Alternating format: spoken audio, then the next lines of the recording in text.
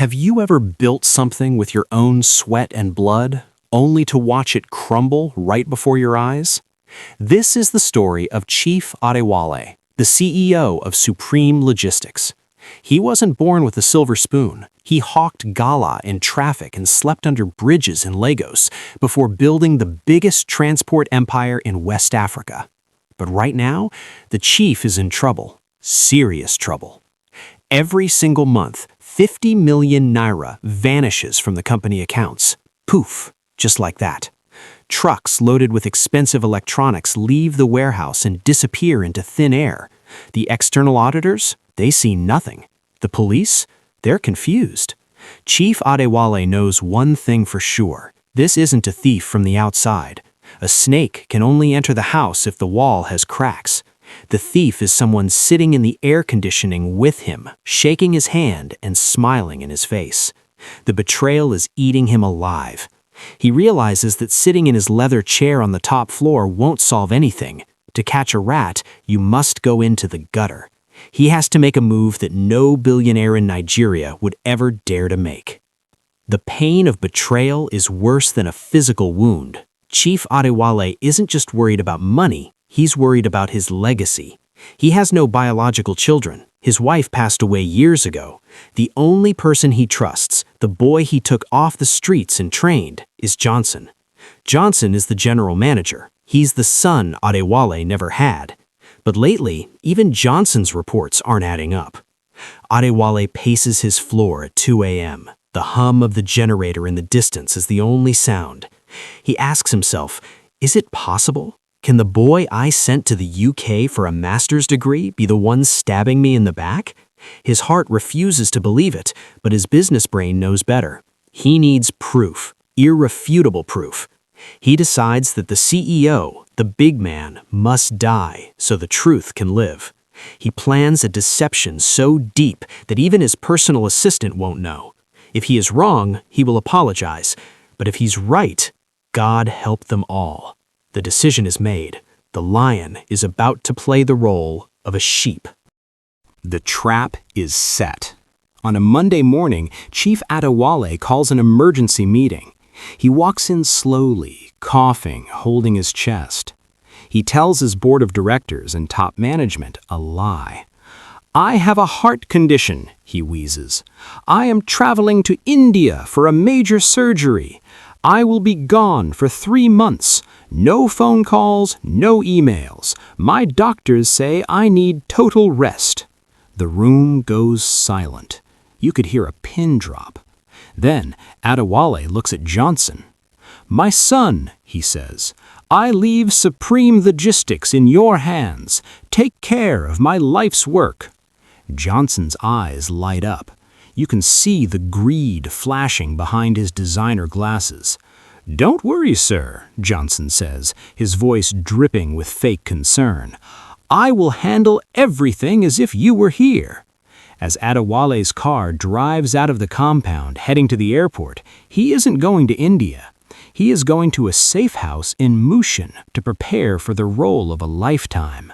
The king has left the throne, and the rats are about to dance. If you saw Chief Adewale on the street today, you would bow. But look at him now. In a small rented room in the mainland, the billionaire is disappearing.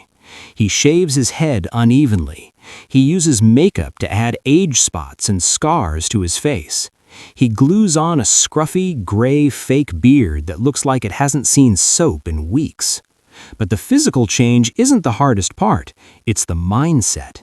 He has to kill his ego. He practices walking with a limp. He practices lowering his gaze when speaking. He practices the broken pidgin English of an uneducated village man. He adopts the name Baba Musa. He swaps his 500,000 naira Italian leather shoes for a pair of bathroom slippers held together by wire. The transformation is terrifyingly perfect. He looks like millions of other struggling Nigerians, invisible to the rich. He looks at the mirror and whispers, "Adewale is dead. Long live Baba Musa." He is ready to enter the lion's den, not as the hunter, but as the prey. 2 days later, a limping old man shows up at the gate of Supreme Logistics asking for a job. The HR department is chaotic. The HR manager, who Adewale pays a huge salary to ensure quality hiring, doesn't even look up from her phone. She sees a desperate old man and thinks, "Cheap labor." "Can you open a gate?" she barks. "Yes, madam, I strong well," Baba Musa replies, his voice trembling just right. They don't do a background check. They don't check his references. They just throw a uniform at him, a uniform that smells of sweat and is 2 sizes too big. "The pay is 25,000 naira a month. Take it or leave it," she says. Adewale creates a mental note. HR is incompetent. He accepts the job. The irony is suffocating. The owner of the company has just been hired for less than the cost of his daily lunch. He is now officially the lowest thing on the food chain in his own kingdom. The first night on the job is a brutal awakening. As Baba Musa, Adewale learns quickly that he is invisible. When he was CEO, people rushed to open doors for him. Now they treat him like part of the furniture. Managers drive in with their girlfriends, playing loud music, tossing pure water sachets and burger wrappers at his feet. "Oga, throw that thing away," one young supervisor yells at him when he doesn't move fast enough.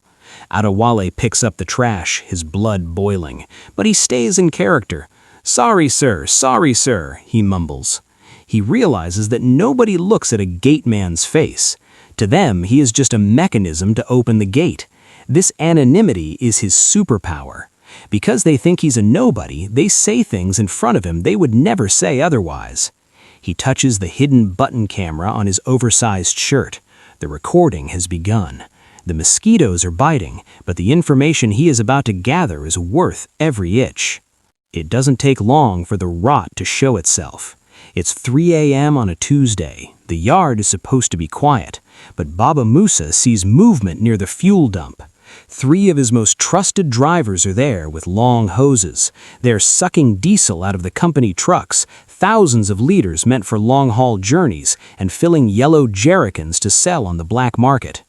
And who is watching them? The yard supervisor.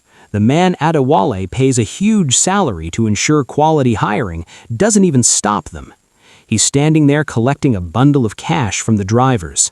"Make you hurry up before morning reach," the supervisor whispers. Baba Musa shuffles closer, pretending to sweep the floor. They don't even stop. "Don't mind that old fool, he doesn't know anything," one driver laughs. Adewale calculates in his head. Diesel is 1,000 naira per liter. They are stealing millions every week.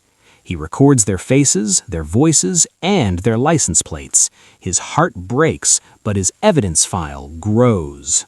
If you thought that drivers were bad, wait until you see the white-collar crime. A few days later, Baba Musa is sweeping the corridor near the HR office. The door is slightly ajar. The HR manager, Mrs. Coker, is sitting there with a stack of envelopes. People walk in. People Adewale has never seen before. They sign a sheet, take an envelope, give Mrs. Coker a cut of the money, and leave. Ghost workers, Adewale realizes with a jolt. These people don't work here. They're on the payroll, bleeding the company dry. And the HR manager is splitting the salary with them. On the phone, she laughs. "Don't worry, the old man is in India dying. By the time he comes back, if he comes back, we will have cleaned up." Adewale grips his broomstick so hard his knuckles turn white. These are the people he gave Christmas bonuses. These are the people whose children's school fees he helped pay. The betrayal is systemic. The cancer has spread everywhere. But the small thieves are nothing compared to the king of thieves. Enter Johnson, the acting CEO. It's been 3 weeks, and Johnson has changed. He drives into the compound in a brand new G-Wagon, a car worth over 100 million naira. His salary cannot afford that tire, let alone the car. He wears a Rolex that glitters in the sun. He treats the company like his personal playground. Baba Musa hurries to open the heavy iron gate as Johnson approaches. Johnson doesn't wave. He doesn't smile. He looks at the old man with pure disgust. "Useless peasant, if you are not careful, I will kill you and feed you to the dogs," Johnson screams. Adewale lies in the mud, wiping blood from his lip. He looks up at his son. In that moment, the father inside him dies. The judge is born. Adewale sits in the cold, damp security post. His cheek is swollen. His heart is shattered. He plays the recording back. The slap, the insult, the threat. Part of him wants to storm into the office right now, tear off the disguise and scream. But he knows he can't. Not yet. Johnson mentioned a big shipment coming next week. If Adewale reveals himself now, Johnson might escape with the money he has already stolen. He has to endure. He has to swallow the bile rising in his throat. He realizes that money doesn't change people. It reveals who they truly are. Johnson was always a snake. Adewale was just too blinded by love to see the scales. "Okay, Johnson," he whispers to the empty room. "You want to treat people like trash? Let's see how you handle the trash when it fights back." He saves the video file. It is now Evidence Exhibit A in the case of Adewale versus the Sun. In the midst of all this darkness, a single candle flickers. Everyone treats Baba Musa like a leper, except one person, Amaka. She's a low-level cleaner, a young girl who looks like she carries the weight of the world on her shoulders. She walks over. "Baba, have you eaten?" she asks softly. She opens her small food flask. It's just roasted yam and palm oil, poor man's food. But she divides it into 2 equal parts. "Manage this one with me, sir." Adewale is stunned. This girl earns 15,000 naira a month. She has nothing, yet she is sharing her lunch with a stranger. As they eat, she talks. "Don't mind Mr. Johnson. He is wicked to everyone. But God is watching. We just have to do our best." Adewale fights back tears. He found a thief in the penthouse, but he found an angel in the dust. Kindness is not just about sharing food. It is about courage. A few days later, Mrs. Coker, the corrupt HR manager, is looking for a scapegoat. She accuses Baba Musa of letting a stranger into the reception. She is screaming, threatening to fire him on the spot. "You are old and useless," she yells. Suddenly, Amaka steps in. She is shaking, terrified of losing her own job, but she speaks up. "Madam, please, Baba was with me cleaning the back. He was not at the gate. It wasn't his fault." The room goes quiet. A cleaner correcting a manager? Mrs. Coker is shocked. She hisses and walks away, muttering curses. Adewale looks at Amaka. "Why did you do that? She can sack you." Amaka smiles sadly. "If we don't stand for truth, Baba, what are we living for?" Adewale notes her name down in his mental book. The list of people to punish is long, but the list of people to reward has just begun. The climax arrives on a stormy Friday night. Adewale's intelligence was right. Johnson believes the CEO is either dead or in a coma in India. He decides to clear the house. He orders a convoy of 3 unmarked trucks to the main warehouse. They're loading the most expensive inventory: smart TVs, solar inverters, imported wines, millions of dollars worth of goods. It's an evacuation. Johnson plans to empty the warehouse, claim it was a robbery, and flee the country by Monday.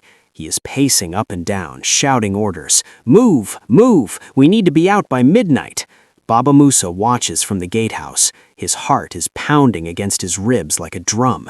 If those trucks leave the gate, the company is finished. Supreme Logistics will be bankrupt. It is time to act. It is time for the Gateman to become the gatekeeper. The convoy moves. The headlights blind Baba Musa, but he stands his ground. As the lead truck approaches, he slams the heavy iron gates shut. Clang! He wraps a heavy chain around the handles and snaps the padlock shut. Then he throws the key deep into the overgrown bush outside. Adewale's car screeches to a halt. He jumps out, furious. "Open this gate! Are you mad?" Baba Musa stands tall, leaning on his baton.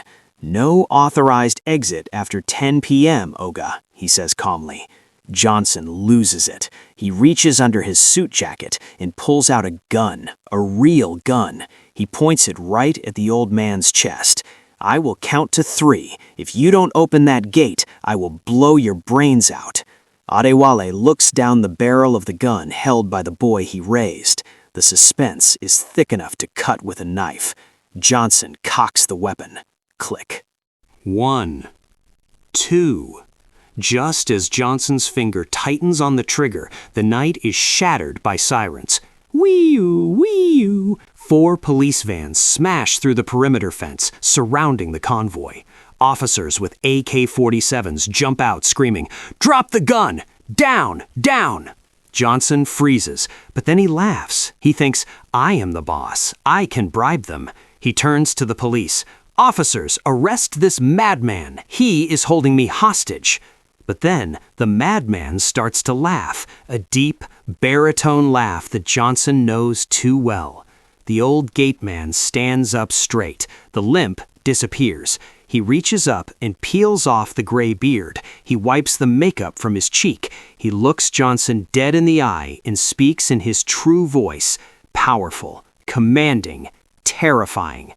"Johnson, is this how you look after my legacy?"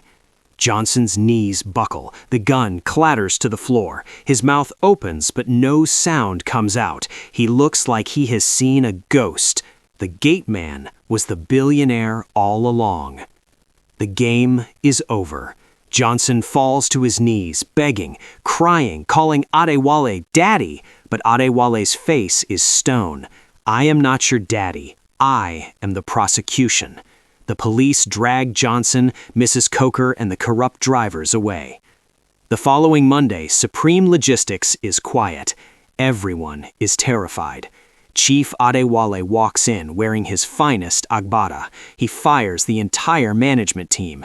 Then he calls for Amaka, the cleaner. She enters his office shaking, thinking she's in trouble.